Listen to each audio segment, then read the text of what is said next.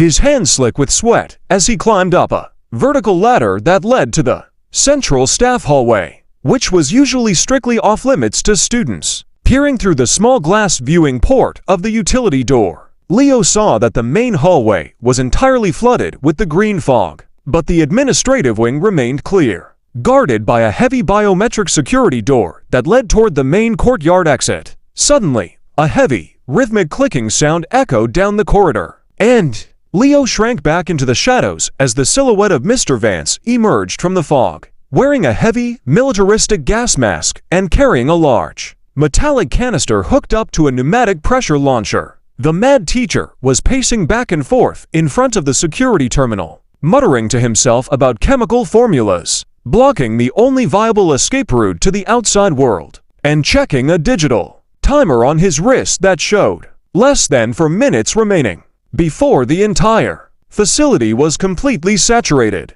Leo realized that a direct physical confrontation was impossible against an armed adult, meaning he would have to use his knowledge of the school's layout to trick the chemist, create a massive distraction, and force the electronic security doors to malfunction and open. Part 3. The final break and the dash to freedom. Heart hammering against his ribs like a trapped bird, Leo crept silently backward into the utility room, tracing a thick copper wire that labeled the school's automated fire suppression system directly back to the main circuit breaker. With a surge of adrenaline, he grabbed a heavy steel wrench from a nearby tool rack and violently slammed it into the high-voltage fuse box, sending a massive shower of white-hot sparks into the air and triggering the building's emergency system. Instantly, the overhead fire alarms began to roar, and the ceiling sprinklers erupted into life, pouring torrents of heavy water through the hallways, which immediately began to bond with the heavy